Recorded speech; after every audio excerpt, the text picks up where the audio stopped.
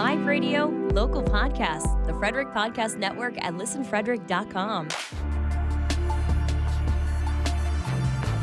The Fedora Files.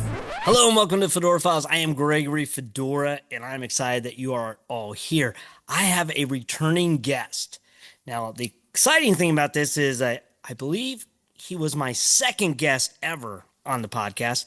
His name is Kris Battles. He's a former Marine Corps combat artist. He's an amazing artist all around. His stuff is in museums and in books and in galleries around, I know around America, maybe around the world. Who knows?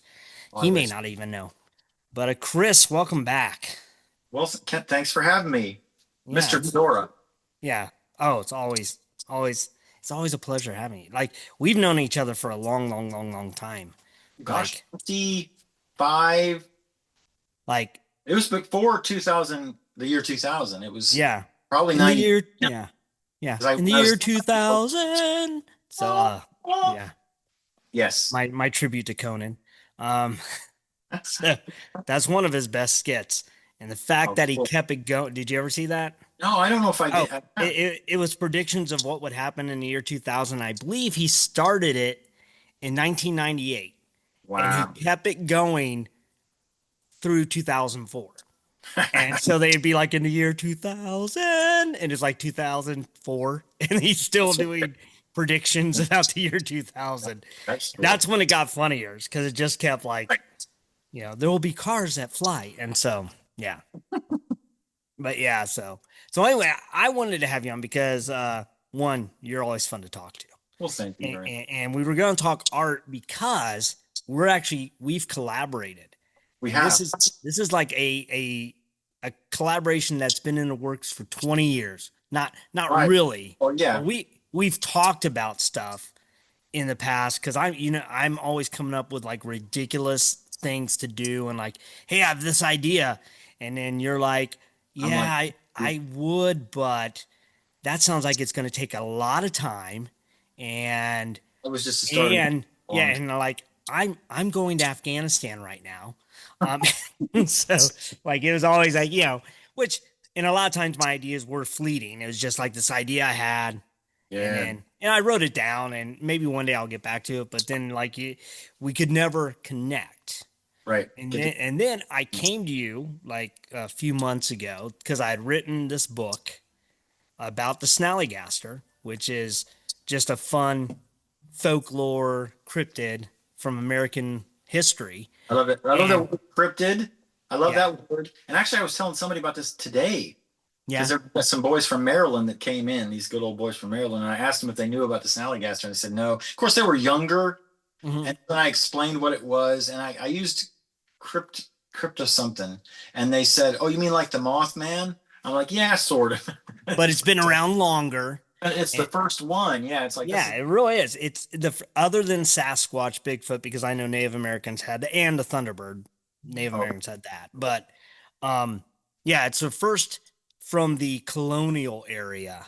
Like I said, it beats out the Jersey Devil, I think, by 5 years. Very Beats nice. out Mothman by over 100. right. But Well, I also like the wording. I like when you told me it's Snallygaster.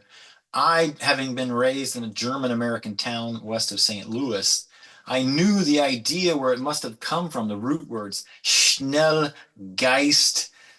quick ghost, Schnellgeister, Snallygaster eventually becomes. It's fascinating. yeah. Word roots. Yeah. So basically I came to you because, one, you're like honestly the best artist, like your artwork, because I've seen it and I've known it. Like, you're just an amazing artist. But I came to you because I was like, I know you teach people and you did. So I came to you saying, and I think I said, hey, do you know any like young artist or someone that doesn't have a lot going on that might be interested in illustrating? And I was like, I just need like one illustration per chapter. Right. And then you were like, show me. You were interested. And I was like, cool, because one, people who watch my show are into the cryptid circuit, so they know all the cryptid artists. So what's cool is you're coming from not that era. You're a fine art type of, like, you do Naturalist. yeah, like trained painter. You do like portraits and like landscapes and all Yeah. kinds of murals and like big deal things. So and so you're not delved into like the cryptid whatever Oh, nuances and the idea. So you come from a completely blank slate of right. what the snallygaster is, because a lot of artists in the cryptid world have this idea of what the snallygaster looks like. So all you had for me really was my book, because I sent it to you to Right. read, and that's how that was. So then I basically said, here's kind of what I gave you, a brief description, and said that's it, and then I said go with it. And so Well, it's interesting. We talked about the earliest sightings and descriptions, and I think it's fascinating also that this thing has sort of evolved over the time.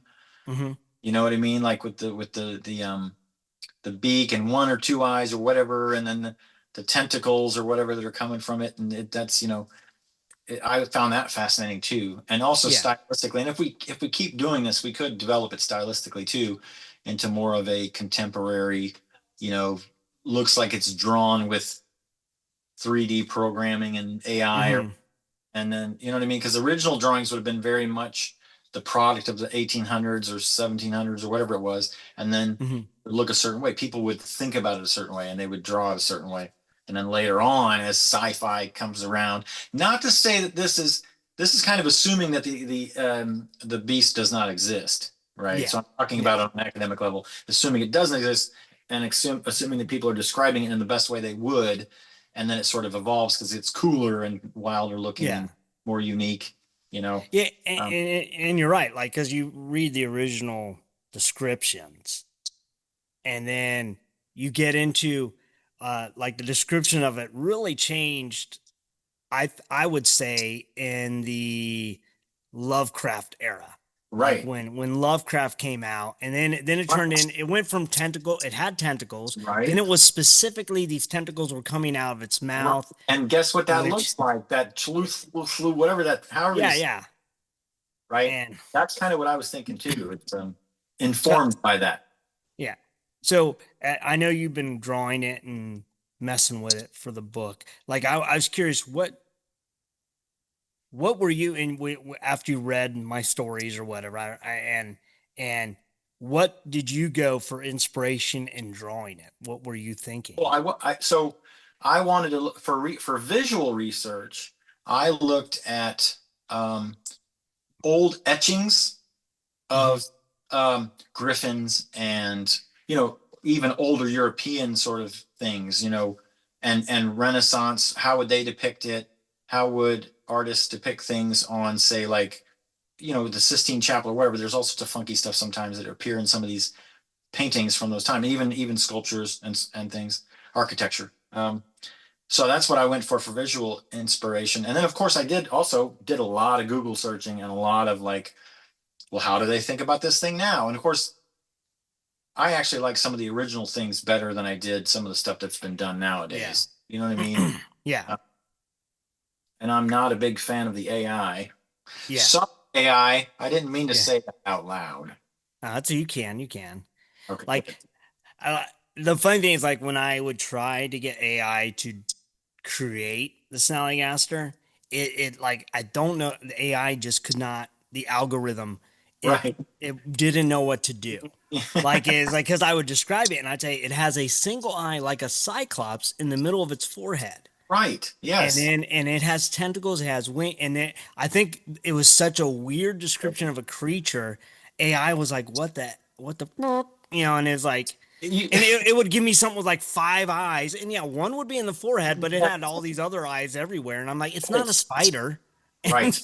You should have just told it, hey AI, draw this how you'd have done it about 4 years ago. Draw a serious animal how you would have done it 5 years ago, and it would be like two eyes, one eye, yeah, yeah, oh yeah, exactly. Draw me a cat from 4 years ago the way you did, and then like, then perfect. That Suddenly is a it's not there. Snallygaster. Yeah. Right. Yeah, that's how it would have been. Like, and people had like 10 fingers on one hand. Yeah, right, exactly. It's crazy. And it still does that sometimes. I've seen these Yeah. pictures, And now I can't stand, not to segue, but like, or Yeah. tangent, but you see a lot of YouTube or other what's it called, the photograph that appears in the, what's it called? The thumbnails. The thumbnails, of course, duh. Yeah. So the thumbnails, there's tons of them now that have AI generated images, even for Hmm. historical videos. I love watching history videos, World War II, etc. And now Yeah. it'll say, oh, the Japanese couldn't believe when the Americans had the M1 rifle, and you're like, oh, come on, whatever. And it's a AI generated voice, and it's talking Yeah. this. And then, but for the thumbnail is an AI generated photograph, and there you can tell kind of by the lighting and the weird way it's done, and Yeah. like figures are kind of too much repeated. Everybody looks like a cousin, like nobody quite looks, Hmm. and it's just enough, it's like, why do we have to go this route so much? Yeah. Yeah. Well, the AI are, at least with people, even though now they do realize that humans have 10 fingers but five on each hand. I Um, have to make sure that's separated. they understand that they all look soulless. They Like, do. and it's almost like, and it's a weird way, but like if you look at those old Victorian photos where the people would get the last photo with their dead Oh, relative, damn, yeah. and that is like you can tell immediately which one is dead. And now it's like they look like AI because they don't have a soul. They're Another, gone. well, you know what? That sparks a lot of theological questions because we talk about AI, whether or not it's living, etc. Hmm. And if that artwork is made in the image of its creator, Hmm. AI doesn't have a soul because it doesn't know how to portray it in a way that is life Yeah. giving, life portraying. And Yeah. I've noticed too, even the lighting. I Yeah. don't, for some reason, AI can't figure out that sunlight will come from a certain angle at a certain time of the day, and Yeah. everything in that area will have the same illumination, right? Certain Yeah. stars will shine, and certain will be in shadow. It And always then, yeah. in that weird, uncanny light where there's no real cast shadow and no. It's very weird looking, and that's another thing that Yeah. makes people look soulless. It just doesn't look quite real, and And, then it's and over detailed in some ways. yeah, and I agree. And I know this is off topic of what we're done, but like a lot of people will take their headshot and then put it in AI to get their new headshot. And Right. and again, they look soulless. Yeah. And it's like, you're Yeah. like, what, what is going on? The Well, person doesn't look right. another thing I find, and this does relate to the Snallygaster thing as far as how it's portrayed and how AI does this too. People begin then to trust in that so much that they themselves sort of set aside their spark of creativity, their soul in that sense, if you will, right? And they're like, "Oh, great AI, produce for me this Hmm. great artwork, or produce for me this paper, or whatever you're writing. Produce for me, Yeah. And then it sort of kicks it out, and it's actually already stolen from somebody's other intellectual property that you Hmm. don't know about, and it's taking it and putting it in there. Yeah. Well, thank you very much. No, without paying anybody. And then, yeah, it's just a little too. On one hand, it's very sophisticated. On the other hand, it's too smart by half because it ends Yeah. up producing something like for the portraits or for anything like this, it produces a very detailed, soulless piece of work. That's Yeah. And, devoid of human yeah. hand. Yeah, it's so weird. But and like I said, like when people do their headshots in AI, again, you look at their original headshot and then the AI one, and it looks so it's like Yeah. it doesn't look like, yeah, it's like a perfect photo, but in a way, for me, perfection makes it not real. Right. And Yeah. like there's always a flaw. And I think I like that. Yeah. Yeah. Yeah. We're But so used to, as a matter of fact, we are so used to it. What was that in, I think it was in The Matrix, remember? So mhm, they made The Matrix, the first iteration of The Matrix was so perfect that human beings had trouble relating to it, and they were glitching in they were, yeah. I can't remember how he said it, but they had to remake the Matrix had to remake reality that had a lot of flaws in it so people would be able to relate to it much Yeah, better. so they weren't freaking out. Yeah. And it's true. Yeah, it's just and I think AI, there is a use for it and there's a tool for it. Like I don't like seeing AI for artwork so much, Yeah. but I think like in writing there's a use for it. Well, Like because there can like be. yeah, like well in my book, and I'll admit this, I wrote the book. Right. I took it to an AI editor like, Right. of course, we just went through, and what it did is it gave me notes of, hey, you used this so many times, you did this, All right. All and right. it gave me suggestions. It didn't change my book, but it Right. gave me, and then some of them I was, oh, I like that, That, or no, I don't like that. well, But then the other thing I did, once I did the AI editor, I have a friend who usually goes through my stuff and reads it and edits it for me too. I then sent it to him to, like, because I was like, well, I want a human to look at it too, because what exactly. if, does it still really flow in a human mind? And so then he read it, and the funny thing he did tell me was, after he goes, and he gave me notes too of things he thought would make it better, and and so I took his advice too. But he did say, he goes, yeah, you had a lot less grammatical errors.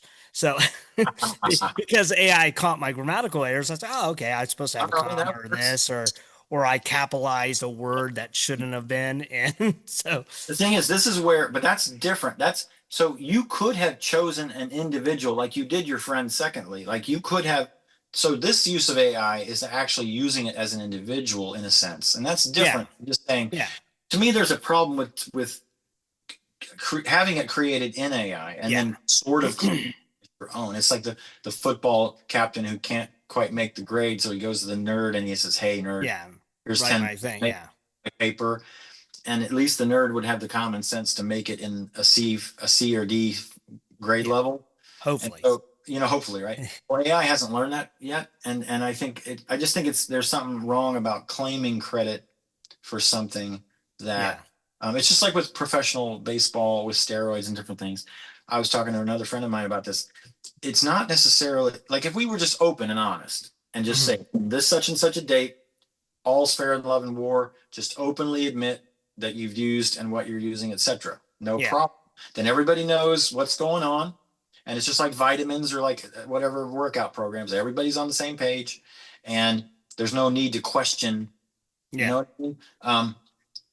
And you can test or whatever, but nobody minds as long as it's out in the open. And the problem is when you're having the nerd make your paper in this case, when AI is yeah, the and you're not telling anybody, it's the same ethical problem you have when you were paying the nerd, the real yeah, nerd. You're claiming credit, you're taking credit for something you didn't really create, which is different. When you did it, you were actually creating it yeah, and having it edited by another entity. In this case, it was a non-human entity, and or then are human, and then a human, right? So yeah, right, and so it was good. You were yeah, still doing that same process that you would have done before, yeah, and so I have no problem with that. I've never used AI willingly. I used it suddenly on a couple searches. It gives me a suggestion like, hey, I didn't ask you, but I want to stay away from it in a sense because it's so tempting to me. yeah, So when I'm coming up with a composition, it's so tempting to go, hey, AI, how about what, this? And then yeah, suddenly it's a crutch for me. I'm not developing. Now, it might yeah, help me short term with things, but yeah, eventually it's going to be doing all the it's not going to practice my muscle memory, my skill set, my hmm, so yeah, I don't know. yeah. Wait, I we mean, were like I said, like I think there's like a use for it. And the other yeah, thing I was like real adamant about, I researched where I was sending it, because I was like, I wanted it to be an American company, okay. and that the servers were in America. And because I had this thing, it's like if I'm sending it over to China and it's a Chinese company doing it, like they don't have the same copyright laws, and then suddenly they steal my intellectual property, and then it's like, Yeah, and like that. so, Yeah, like, and one of the funny things AI suggested was like the way I wrote it, the finished product, it's in chronological order. right. But when I did it, it's like, oh, I like this story. So I started writing that story, and then I was like, oh, I like this one. I do this. So it Yeah, wasn't in a chronological order. Like I did do the very first story, right. which takes place in 1730 something, and uh then I jumped to like a Civil War story, then I jumped to like a Teddy Roosevelt, so I was all over the place. And then AI suggested you should do, and it gave me the order I should put it in. Oh, And I was interesting. like, Right. so because it saw the dates, because I had dates in it, and it's like, you should have this story here, this one here, did it. And I was like, yeah, that makes sense. So I Well, was like, what's interesting about that too, though, is that you're nowadays a lot of television shows will come from it like you were doing, where they're ping ponging back and forth through yeah. history. And yeah, maybe AI is tired of that. He's like, hey, listen, do it, Yeah. but Well, I mean, and for me, it was just like I had all the research of the different stories, and I was just basically, the book is taking the stories that are out there and just expanding them and making them longer and making more of a narrative as opposed to the Snallygaster killed three moonshiners in 1909. Yeah, You know, and no more so than yeah. yeah, and so well, here's the whole story of that. And obviously it's fiction because I'm making it. So It's historical fiction. yeah, there you go. Well, You know, because like some of the stuff, something happened to some of those people. some of those people did actually die. And again, I changed a lot of names just because, and that's another thing I did is because one is there's a lot of families in this area that still have those last names. Right. And so, and it might actually be their relative. And I don't want them to be like, you didn't call us up and ask permission to tell about Uncle Tommy. I was like, well, sorry, like I think the only one that I kept Teddy Roosevelt because I feel he's Oh yeah. I'm allowed, and then the other guy is Michael Zittel, who again is like he's in multiple books, so I felt I could get away with using his name. But the others, I was just like, I don't know. Maybe someone see me like, that's our family you're talking about. It's like, Yeah, it's like grandma got run over by a reindeer. You can't Yeah. just use grandma's name like that, dude.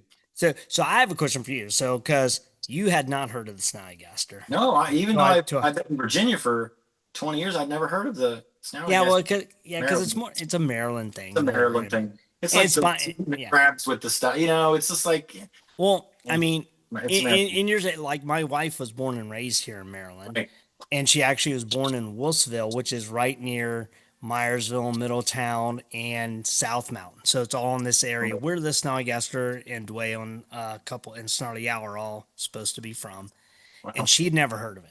Neither had her parents who are from here. Oh, that's weird. Like it's like a lot of people in Maryland have not heard about it. It's starting to get picked back up, and people are like hearing about it and knowing about it. But and then slowly there are some festivals showing up about. But it's like it was almost a forgotten monster. And I'm not saying like there's a few people out there who have really started hyping it up, and that's kind of why I wanted to, is because it's such a cool story. And like I said, it's the oldest monster really in colonial America. We should get a I movie. guess you could, yeah. So it's like, guys, you got to keep it around. But Right. my question for you was like, after you, like, I don't know if you fully read all the stories or just parts of it, but Yeah. what did you find interesting about the Snallygaster? Well, what it informed me about mostly was the fact that just like with a lot of the fairy tales and different like Grimm's thing, Europeans, and this is why I think we got the Snallygaster and other things, is because we were still very much European in the way we look at the world.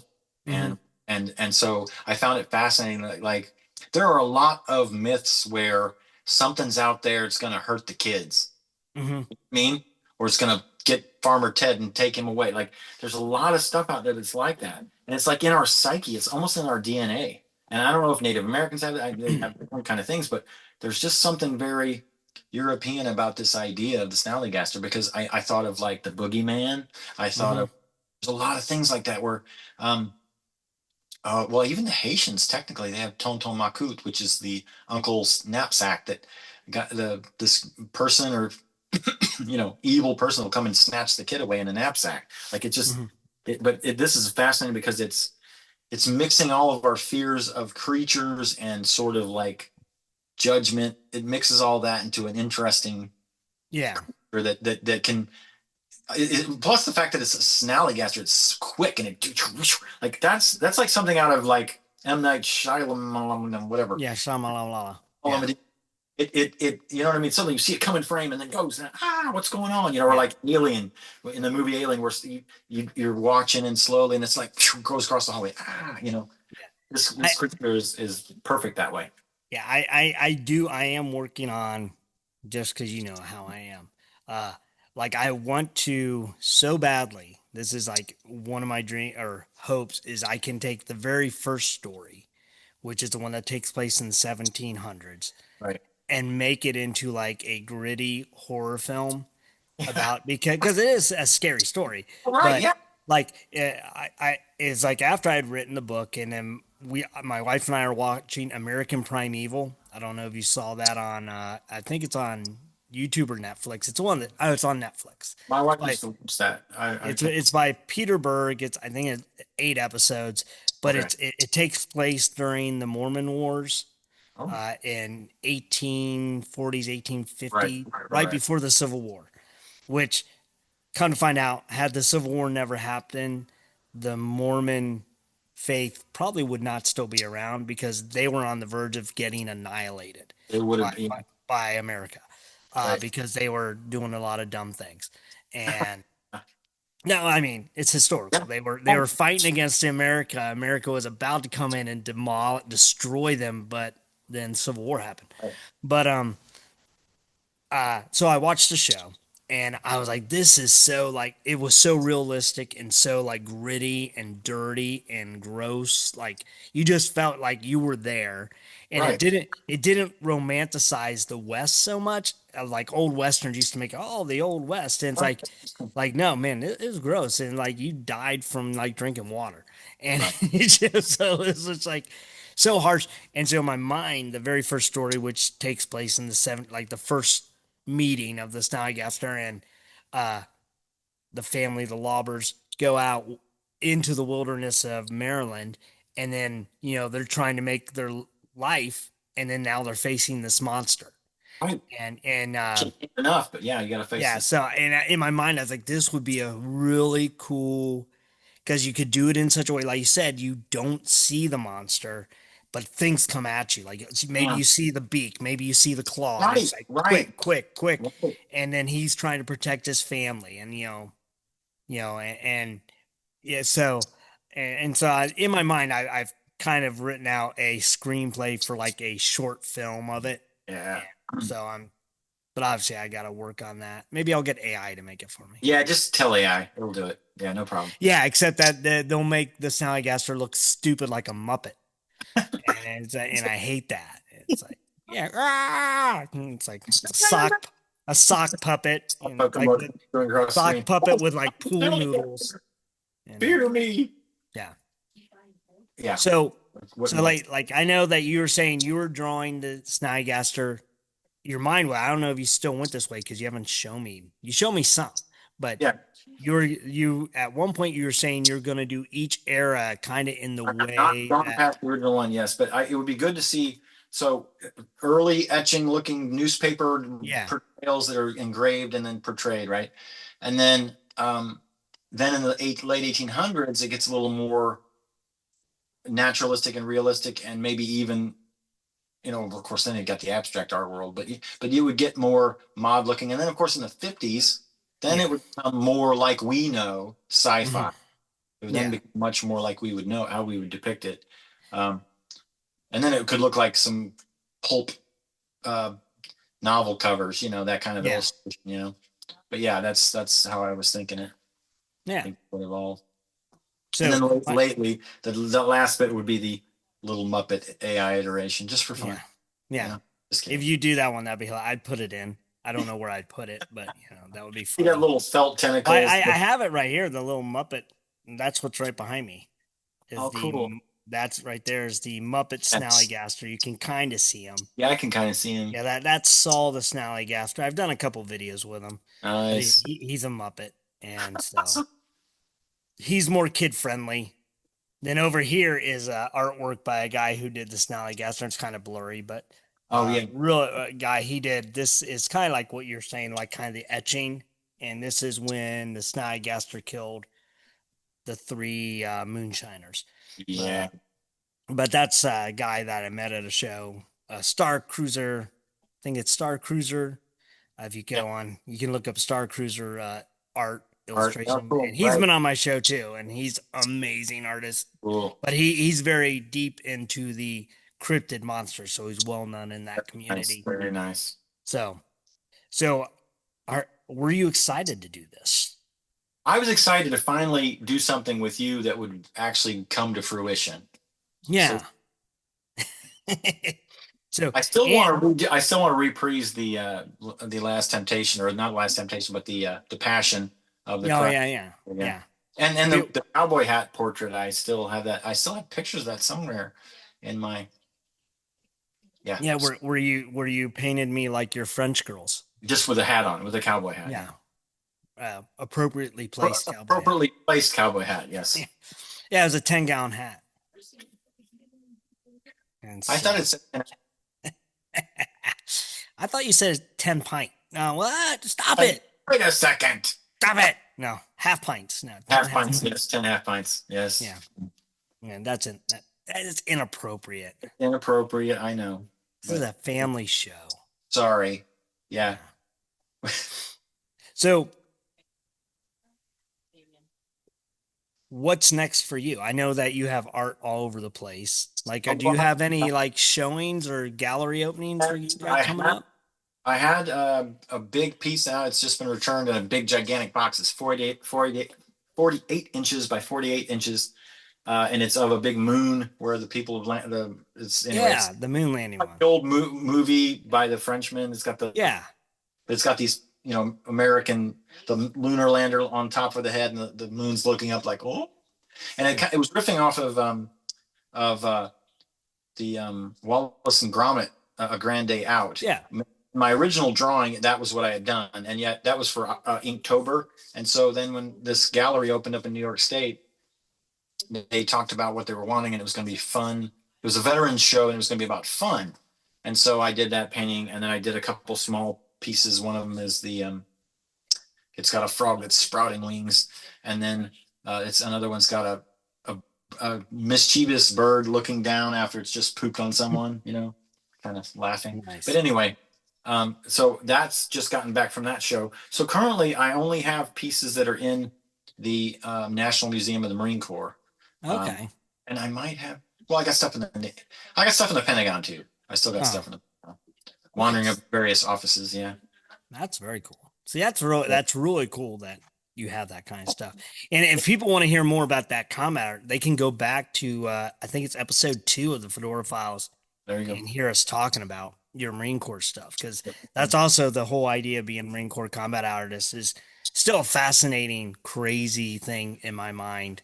And probably everyone that hears that it's a legit thing is all like, what? You went into like war zones and took pictures and drew pictures yeah, like and painted the French women, and it's like paint me like your French Foreign Legion man. So that's but Marines go to that instantly. Whenever they find out you're an artist, that joke about the Paris girls around, it still will come around. Yeah, of course. Yeah. It's never not going to. Thank you. The one thing Titanic really gave us. Really did, right? Exactly. That joke, phrase. and us saying 2 people could fit on that debris. But darn right, baby. Yeah. And we're supposed to just accept the fact that he dies and she goes off and has her life. And in the end, she throws the stinking diamond in we're supposed to be happy that she throws the diamond in, man. After all that expense and all that thing, and she just throws it away. Yeah, and here's the other kicker. She dies, and when she gets to heaven, does she see her husband that she lived for the next 60 years with? No, she sees the guy that the vagabond got busy. Yeah, she got busy in the back of a car. Right. That's who she's her true love. In real life, that Jack guy, as much as I love DiCaprio, but his character in that movie would have dumped her at the first chance. Yeah, as soon as he met another French girl. Exactly. It's like he'd be like, I already painted you with your little green diamond. Right. Just I'm done. That's what it would have been life. Yeah. Some dude faithful to her for years, and she doesn't even care. Yeah. It would have been funnier if, when she showed up in heaven, if he's over there painting some other French girls. Right. Like, she's like, wait a second. Yeah. And the dude with the evil rich dude would be like, told you so. Yeah. Yeah. And where's my diamond? Right. That's right. So, yeah. Yeah, we've gone all over the place in this show. We have. Yes. So what I do, I know, I'm going to kind of put you on the spot right now. Right. You have said maybe I'm going to be at a show on October 25th of this year for the book, and you have said that you will maybe possibly be there. Oh yeah, I'll be there. Oh, you are. So Kris Yes, will be there to sign books with me yes, yes, yes. and maybe even do a little sketch. I could do a little doodle of it in the little signature where we do Yeah. the signatures. Yeah, Yeah. it's fun. So they can meet you, see you actually, and see your art in the book and sign Right. it. That'd be So, great. yeah. I'll come in with wings and I'll grab a book and leave with it, come back with it signed and throw it down, and they'll never quite see me. And then I Perfect. hit 'em, right? Yeah, Exactly. So cool. Well, Kris, I don't want to. I know you're a busy man. You got lots of French women to paint. of course. Actually, I know you don't. You're married and you're a good husband and father. Exactly. You just make your wife pretend she's French every day. And you're like, I'm painting you again. She's like, stop it. I'm done doing this. No, I'm tired of it. Tired of it. I'm sick of posing on the couch with a stupid piece of glass. It's not a real diamond. Maybe if you bought her a real diamond, she wouldn't be as angry. That's true. Yeah. You are correct. Yeah. That's But instead, it's just like a Coke bottle, and you're like, knows, it's right? green. Yeah, It's it's a green costume Coke jewelry. Her neck's getting green from the bait. bottle. Come on. Yeah, she's like, come on. Like, I get the starving artist, but you promised that you'd be Picasso. You know, It's been 25 years now. yeah, come on, Dolly. Let's get some money in here. Right. So, but yeah, so I thank you for coming on the show No, and glad to. talking about, and I'm glad that I'm excited to see all your final stuff and share it with everybody when because it's coming out in October, so Yeah. people can check it out and buy it, and uh, I will give more information of where we will be at. Because I don't want to say it because I don't have it written down, but I think it's October 25th, and it's the Cryptid Halloween, Yay. but I don't know exactly where. And I don't want to say the wrong The place. greater Maryland area. Yeah, it's in the Maryland area, but I will check out my Instagram. It'll be there. Kris, do you have an Instagram you want to share that they can go check you out? I would no, I never. Sounds terrible. I'm a Luddite. I have a Facebook. Kris Battles is my Facebook profile, and I Mhm. do Instagram, but I never use Instagram. I don't know why. Yeah. I don't know if I don't like the way it. I'm always like, how I can't tell whose page starts and whose ends, or whose Yeah. post begins, and it just keeps scrolling. I can't take it. I don't Yeah, know. it's too much for you. Yeah, it's too much of a flow. Too much. Yeah. But cool. Well, thank you again for coming on. No problem. And for those of you checking us out, thanks for stopping by. And please share, like, subscribe, and get ready for the Snallygaster book. It is called Blood and Beak, The Terror of South Mountain. And it'll be out in October. And it's by me, Gregory Fedora, illustrated by Kris Battles. And it's going to be pretty awesome. And I'm excited for you guys to check it out. And if you love folklore stories, it's good. It's fun. Yep. So, and I'm happy about it. So until next time, stay safe, keep searching.